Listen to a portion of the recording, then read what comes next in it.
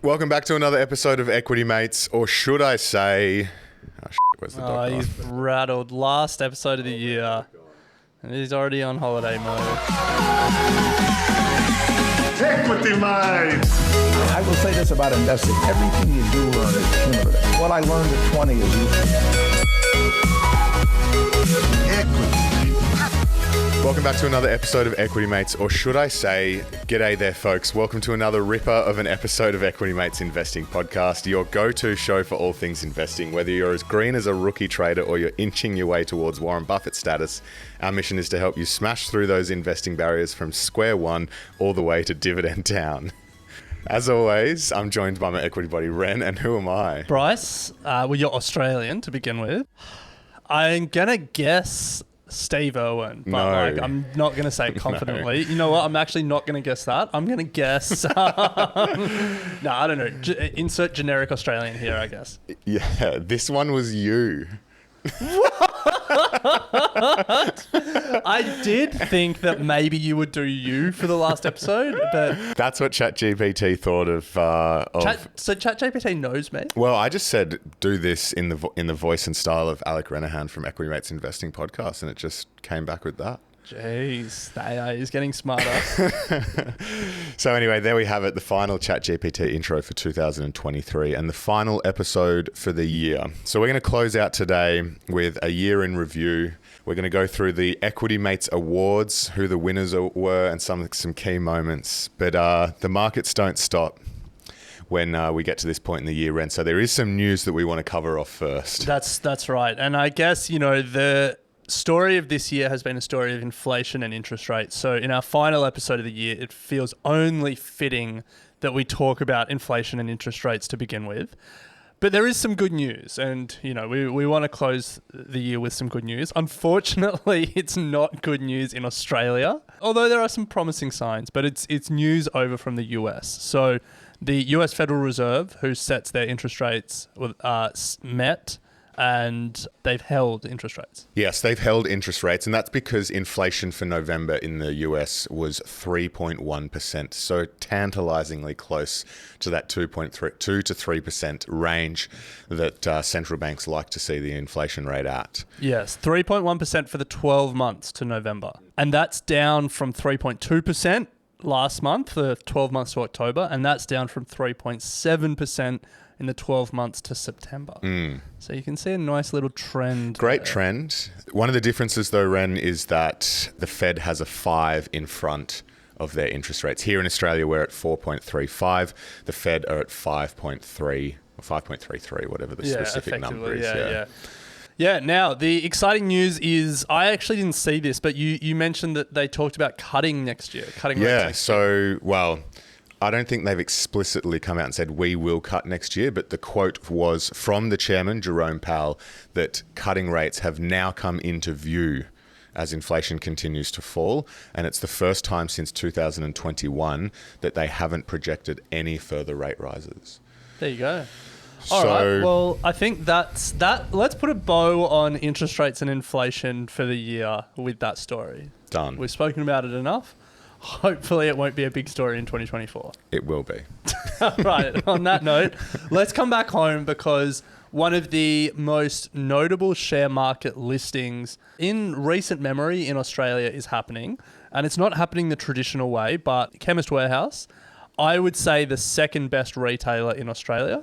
Behind Bunnings? Yeah. Fair call. Fair call? Yeah. Maybe Officeworks also gets up there. But in terms of like absolute domination of a category, I don't think you get much better. Chemist Warehouse is listing on the Australian stock market, but they're not doing it the traditional way. They're actually technically being acquired by Sigma Health. A reverse takeover, or backdoor listing as it's called. So Sigma Health are a listed ASX pharmaceuticals distributor, chemist distributor, with a much smaller market cap than what Chemist Warehouse was valued at. But they have, through a script and cash deal, acquired Chemist Warehouse to now become an over $8 billion retail giant that is listed on the stock exchange. And so now this gives the owners of Chemist Warehouse shares in the listed company, Sigma listed company, and gives them the ability to exit or whatever, do what they want. They're also getting, I think, a share of about $700 million in cash. So they've done incredibly well, billionaires themselves. Yeah, so there's 3 co-founders. Together, they will own more than 50% of the combined company. So it's going to be the Chemist Warehouse founders that are still in control of the company. How's this for being long-term investors? The Chemist Warehouse chief executive, Mario Verocci, who's one of the co-founders, said that the company has a 100-year growth strategy. They've currently got 600 stores in their network. For comparison, Coles have about 850 supermarkets. Woolies have about 1,000 supermarkets. And they're probably the biggest retail footprints in Australia. So Chemist Warehouse is big. Yeah. But they've got a 100-year growth strategy. So I guess what's exciting is that now we get the ability to invest in Chemist Warehouse, and I imagine next year we're going to start seeing it. It's now going to be a top 200 company. It's going to be $8 or $9 billion in market cap, and so I imagine on the show next year even we will hear experts in some way, shape or form pitching why this is now an attractive investment opportunity. So one to watch. Yeah. Now, I think everyone's going to be really excited about buying Chemist Warehouse. You're going to have to be careful about valuation when it lists. Retailers will often have a valuation lower than their sales, and that's just because retailing is a low margin business. So like, for example, Walmart does about $600 billion in sales each year, and their market cap is about $400 billion. Chemist Warehouse, this combined entity, is going to be $8.8 billion, but last financial year they did sales of $7.8 billion. So then add in whatever Sigma did, which I don't have the numbers here. But if you're going to start thinking about investing, that's going to be the place to start. What am I paying? But hey, if they've got a 100-year growth strategy, at some point they'll probably grow into that valuation. Love to see it. It'll be an interesting one. We're definitely going to talk about it next year, but it's notable that it's happening because it's probably one of Australia's biggest private companies. Well, at least most public-facing private companies, if that makes sense. Yeah. Yeah. Tartarang, they're pretty big. Okay, anyway. Rocked all the investment banks. Yeah. I reckon Chemist Warehouse might be bigger than some of them, but... Yeah. Yeah. Anyway, we're getting to the end of the year. We're winding down. One last thing that I want to talk about, and it's a pretty sad note to end on, but I just thought it was interesting because it kind of touches on a company we spoke about earlier this year. Do you remember Hit IQ? Yeah. Now, for people who aren't familiar, they create mouth guards that track head knocks, and they're about like a $7 billion company. They haven't done that well as a listed company, but the technology is quite interesting because concussion in sports is obviously such a big conversation. Shane Tuck, a former AFL player, died by suicide, and there was a coronial inquest into his death. And one of the recommendations from the coronial inquest was the coroner strongly urged the AFL to introduce accelerometer mouthguards to 80% of players next season to measure exposure to repetitive head injury. The coroner said this was, quote, imperative to understanding repetitive head injury and invaluable in promoting brain health. I had a look at Hit IQ after reading that article, and they were up about 10% in the past 5 days. So I think, as we go on break and then as we get into 2024, it's a company I'm going to be watching. Yeah, so this came out on Monday. I remember watching the news with Harriet, my wife, and this was on the news, and I looked at Hit IQ and it hadn't moved. So the market obviously digested that the day after. So yeah, I mean, it's a great example of just keeping abreast of what's going on. And because this first thing that when that came up on the screen, I think there were 3 recommendations from the coroner. That was one. I'm like, we've spoken about this. We've spoken about this company that's like right here in this space. Because you're right, it hasn't done a lot. But these are the catalysts that if all of a sudden it becomes mandated and then it spreads to different codes and they're positioned as the experts in creating these mouth guards, then... Yeah. Well, if they have... I think my big question is, do they have defensible technology that puts them so far ahead of their competition? Or if this becomes a mandate, could the AFL go out to tender and say, hey, anyone who can create this technology, we want to get just the lowest price possible. And yeah, so I think those are some of the questions to ask. But when we spoke about HitIQ originally, we spoke about how as soon as the professionals start wearing it and becomes part of their attire, all of a sudden every parent is going to be getting it for their kids, and like local footy players are going to be getting it as well. And like that's like the halo effect of the professional game shines absolutely. bright on the amateurs. You know, when we were growing up, it was skins. You know, professionals started wearing skins, and then like everyone was and you know like and so I think that's going to be the thing. You know, if they can get in the professional game, and you know if the AFL mandate it in the professional game, it'll be good for HitIQ. And that's not to say it will be a good investment, but one to watch, I think, absolutely. as we go into summer. And some content to go and relive if you're looking for something to listen to over the summer as well. Well, after this short break, we're going to reveal who the winners were for the Equity Mates Awards. We'll be right back. Equity Mates, you've probably heard that we have written our second book, Don't Stress, Just Invest. This was the book we wrote for all of the people in our life who would never listen to us on the podcast. God damn you. Who wanted to focus on other things than finance. This book is the absolute simplest way you can access the share market, automate your investing, and then get on with your life. So if you've got someone in your life who could benefit from the wealth creating power of the stock market, but isn't paying attention, this is the book to get them this holiday season. Don't Stress, Just Invest, available now in all good bookstores. Welcome back to Equity Mates. Each year, at the end of the year, we give you, the Equity Mates community, an opportunity to vote for the Equity Mates Awards. And this year we had 4 categories: Guest of the Year, Platform of the Year, Investing Theme of the Year, and Stock of the Year. And the awards are an opportunity for you to recognise who has helped contribute to your investing journey, what platforms have made your investing journey easier. So the voting lines have been open for the last few weeks, and it is now time to reveal who has won the prestigious, highly sought after Equity Mates Awards. Yeah, that's it. Well, the first award that we have is Guest of the Year. This is for the expert that's given their time and their knowledge and shared it with the Equity Mates community on the podcast.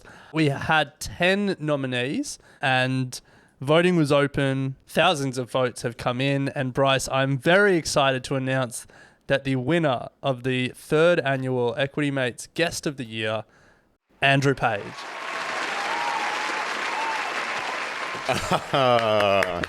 Well done, Andrew. So Andrew has been your mentor throughout the year, but is also someone who's been contributing to the Equity Mates show for a number of years now, and he's always fantastic to chat to. So Andrew doesn't know that he is the winner, but we're going to give him a buzz to let him know. Hello, Andrew speaking. Andrew, how's it going? It's Alec and Bryce here. Guys, how you going? I'm well. Good. We're very excited to make this call. As you probably heard, you were one of the nominees for the Equity Mates Guest of the Year, the 3rd annual Equity Mates Guest of the Year. And we're excited to share that the community have spoken, and you are the winner of the award. No way!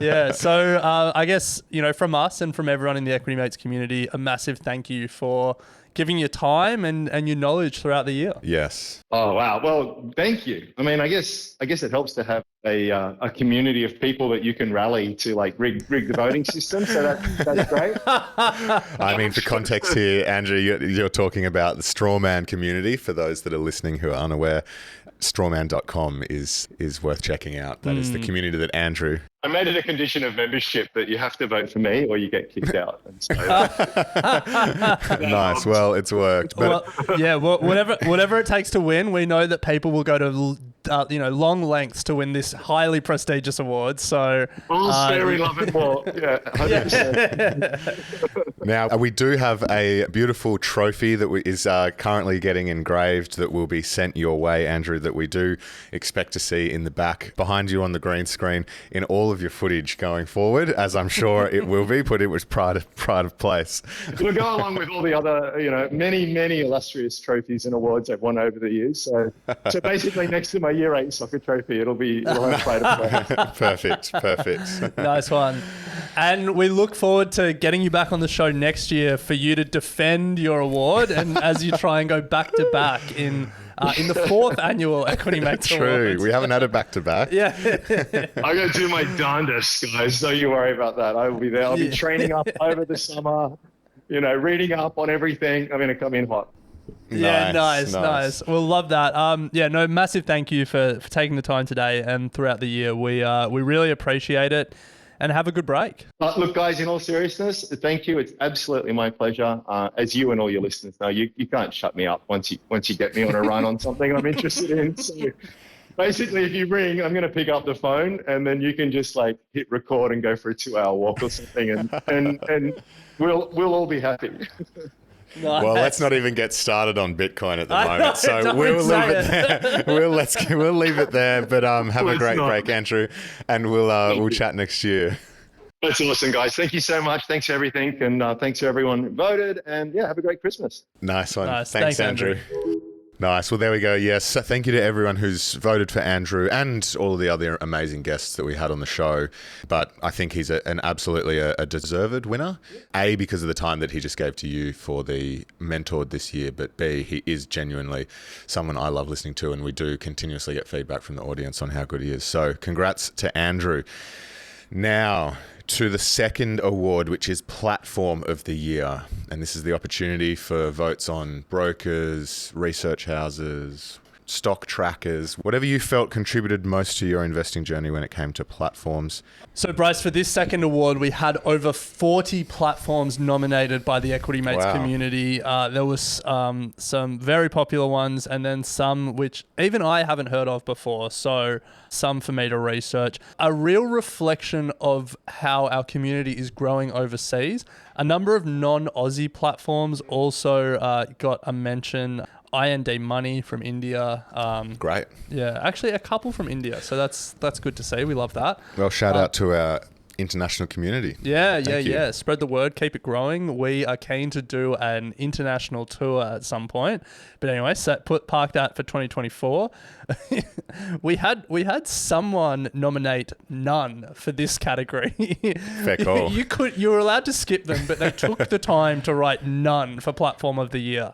So every platform out there, lift your game. But look, some at the top of the leaderboard, there was some very well-known and popular platforms. So Bryce, without any further ado, it's my pleasure to announce that the winner of the 3rd annual Platform of the Year is the online broker Strait. Nice. Well, congratulations to Stake. Clap, clap, clap. This isn't a surprise to me. Continuously innovating and really taking on the big guys that are in this space. Fast becoming a big guy in this space. Absolutely. Well, Bryce, that's 2 awards down, 2 to go. After the break, we're going to talk about investing theme of the year, stock of the year, and then I guess just wrap the year that was. But before then, let's take a quick break.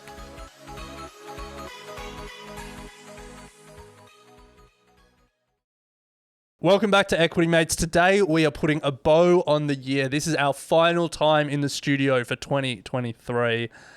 We can feel summer calling. We are excited to take a recording break, but fear not, there is plenty of content coming out on the Equity Mates and Get Started Investing feed. We are getting ready for our summer series kicking off in early January.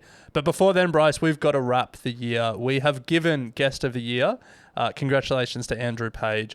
We have awarded Platform of the Year. Congratulations to Stake. The 3rd award in the 3rd annual Equity Mates Awards is Investing Theme of the Year. Yes, a new one. We didn't have this last year, but we wanted to get a sense of what resonated with you, what you thought was the biggest or most interesting investing theme. And we have the top 5 results here. Starting at number 5 was interest rates. Not surprising. And then that flowed into number 4, which was fixed income. Yeah, also not surprising, which kind of flowed into number 3, to be honest. Bonds were back, which then, flowed into number 3, which was dividend investing. So that's, I think, a cohesive theme, really. Yeah. Inflation, interest rates, and income. Yeah, makes sense. Yeah, makes dollars even. And then coming in at number 2, probably the theme of the second half of this year was weight loss drugs.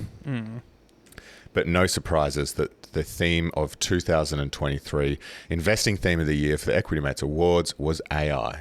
Yeah, artificial intelligence. And to just give you an idea of how overwhelming that was. So it was a free text box. We wanted you to nominate whatever theme you thought was number one. There was more than 50 themes nominated, and like everything from semiconductor memory to healthcare to gold to bond investing, obviously. Like there was a lot of themes suggested. Weight loss drugs, as you said, was second most nominated, 7% of the entries. Wow. AI, artificial intelligence, 37% of the entries. So it was an overwhelming winner of theme of the year. And I don't think I probably would have voted for AI as my theme of the year. Yeah. I probably would have voted for inflation, to be honest. Okay. Yeah. Inflation or interest rates. Anyway, congrats to AI, I guess. Yeah, well, I mean, this is like, we're not engraving a trophy for AI, No. but I guess this was for us, our vehicle to get us, put our finger on the pulse of the Equity Mates community and see what you guys thought and then have a conversation about it. And there's probably just not a lot of conversation to be had when it comes to AI. Yeah, true. In one of the companies we're speaking about in the summer series is Google or Alphabet, and obviously they have been on the forefront alongside Microsoft and OpenAI. And we touched briefly on the Gemini project that they released. Yes. And which is apparently just surpassing all of the parameters that OpenAI's GPT-4 was hitting. Like, it's just apparently next level, apparently. So I imagine 2024, we're only going to see exponential improvement 100%. in this AI. 100%. Yeah. Well, that brings us to the final award, Ren, which is the stock of the year. And last year it was Pilbara Minerals. Another stock that has been pretty prominent this year. Yeah, I think not for the wrong reasons, but it's been pretty pumped. Yeah, I think it's gone the wrong way for it to go back to back. And the context for this wasn't tell us your favorite stock of the year. This is the stock that was the most spoken about, that was messaged in group chats or on investing forums, or you heard it spoken about on podcast. It was the stock that was front of mind for you this year. And unsurprisingly, again, we had, close to 100 different stocks suggested. Some that I think were pretty obvious, like Tesla got a lot of votes, OpenAI got a lot of votes, not technically a stock, but, company of the year. And then there was some that I think probably weren't as discussed. Like, I don't know if James Hardy really was up there with the most discussed stocks of 20. To be fair, we're not in all the community groups. True. There were some that were discussed for the wrong reasons, like Qantas got a lot of votes, which I think was right. But let's get to our top 5. Stealth Global Holdings, number 5. A lot of small cap lovers love that one. Number 4, unsurprisingly, Novo Nordisk, the Danish pharmaceutical maker. If weight loss drugs were the second biggest theme of the year, well, then Novo Nordisk was the biggest company within that theme. All right, then number 3, we've got a couple of Aussie stocks on the podium. Ordinate, number 3. Great Aussie, I guess like mid-cap now, great growth story. They had 6% of the vote. So again, not a massively overwhelming number. Number 2, Nvidia. AI was the biggest theme of the year, and Nvidia was up there with the biggest company of the year. They had 10% of the vote. But at 18% of the vote, number 1, clearly we are an Australian podcast, because number 1 was ResMed, the sleep apnea mask maker, which it's fallen like a third this year because of the perceived threat from these weight loss drugs and from Novo Nordisk. What do you reckon about ResMed being number 1? Not surprised. I mean, I would say that it was something that we've spoken about in the second half of the year, but between 1 and 2, ResMed and Nvidia, and then having Novo Nordisk in there, like, it kind of matches what everyone thought themes of the year were as well. So no surprises there, to be honest. Congrats to ResMed, I guess. Yes, again, we will not be engraving a trophy. No. Well, that brings us to the end of the awards, and we will definitely continue this into next year. So thank you to everyone who voted, and thank you for everyone who supported Equity Mates throughout this year as well. So just a couple of things to tie it all off. as always, we do the summer series to start off the new year, and that continues in 2024. The summer series kicks off on Monday, the 8th of January. We have 12 episodes, 12 companies, 12 stocks. And we have a great, I guess, array of stocks that we're covering, some of the biggest tech stocks in the world through to some of the smallest niche small caps in the world. And this was a series that Ren and I really enjoyed doing, and that was no different this time. It was an awesome series, and we're looking forward to getting your feedback on it, but also just you guys having the chance to listen to it. We learn a lot from it this time. Yeah, so that's on Equity Mates Investing Podcast, this podcast. There will be 12 episodes over 6 weeks. And then on Get Started Investing, we are doing a summer series there all about financial independence, a journey to financial freedom, and the somewhat controversial FIRE movement. So jump over to Get Started Investing and kick your year off with our 6-part series as we continue our journey to financial freedom. And as a bit of a tease, Bryce talks about why he thinks the FIRE movement is one of the most dangerous ideas in investing. Yeah, great tease. Yeah, thank you. You'll have to wait until late in the series for that one. But I've done 6 years of podcasting now, and I've finally been complimented on my teasers.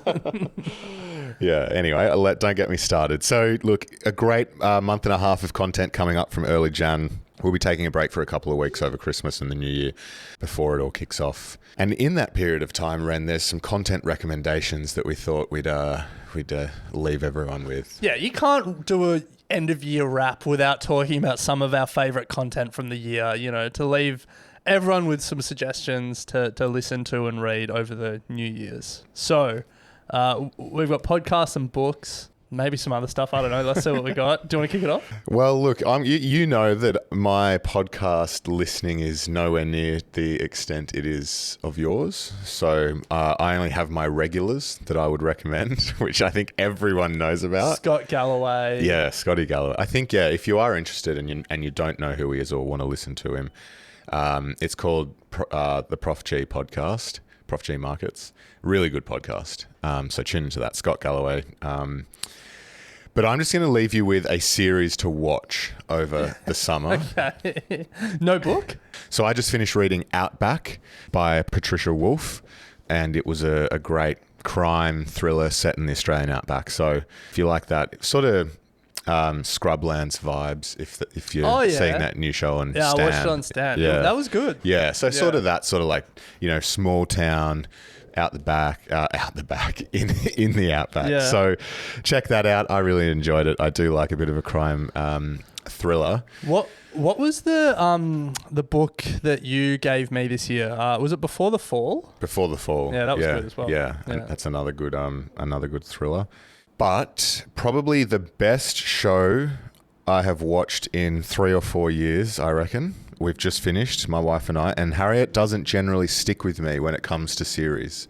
She's not one for a TV show, but we watched 6 seasons of this back to back.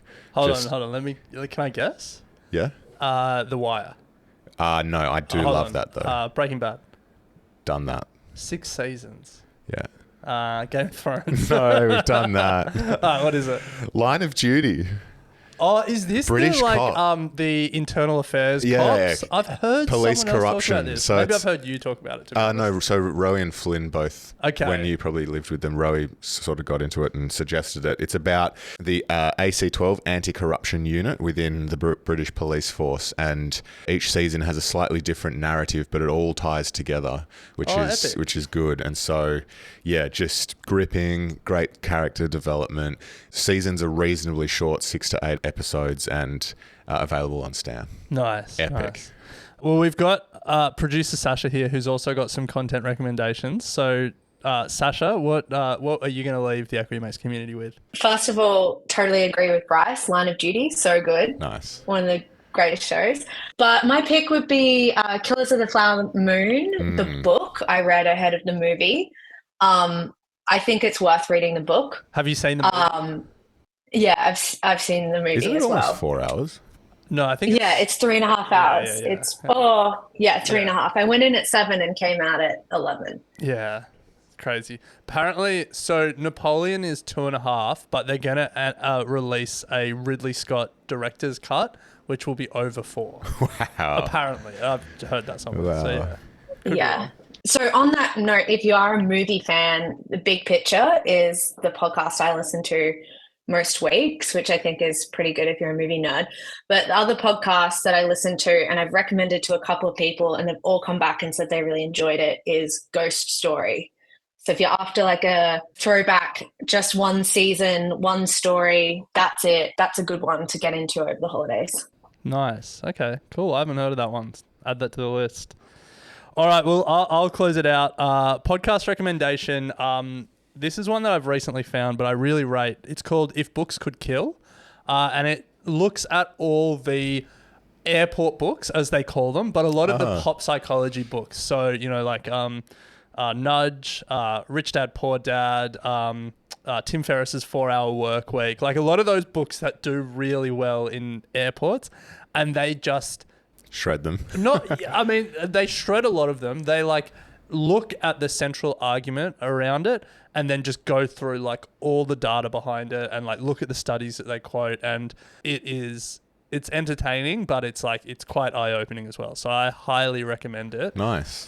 We haven't pitched either of our books to them, and I'm not sure that we're going to. Oh, we should. That'd be Actually, good. I'd be interested to hear what they said. Yeah, that'd be good.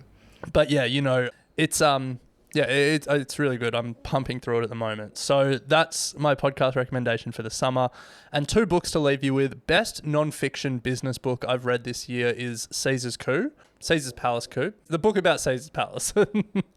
It's like, it opened my eyes to just how this whole world of distressed debt investing works and how these big funds, Appaloosa, Oaktree, all the rest, and then all the big private equity funds interact. Fascinating story, really good book. So Caesar's Coup, and then a fiction book, We Begin at the End. Okay. Interesting one. Yeah. Nice. There we go. Well, there we go. Some content for you to consume over the summer break. Hope you all have enjoyed the Equity Mates journey so far. If you've just joined us, you've got a huge back catalogue that you can tuck into before the summer series starts. But Ren, it's been an absolute pleasure as always. And Sascha, thank you for your help as always as well. And we will be back on the 8th of January to kick things off with the summer series. So thanks, team. Thank you. No, thank you. You have been listening to an Equity Mates Media production. In the spirit of reconciliation, Equity Mates Media acknowledges the traditional custodians of country throughout Australia and their connections to land, sea and community. We pay our respects to their elders past and present and extend that respect to all Aboriginal and Torres Strait Islander peoples today. This podcast is intended for education and entertainment purposes. Any advice is general advice only and has not taken into account your personal financial circumstances, needs or objectives. Before acting on general advice, you should consider if it is relevant to your needs and read the relevant product disclosure statement. And if you're unsure, please speak to a financial professional. The hosts of this podcast and their guests may have positions in the companies mentioned. Equity Mates Media operates under an Australian Financial Services Licence 540697.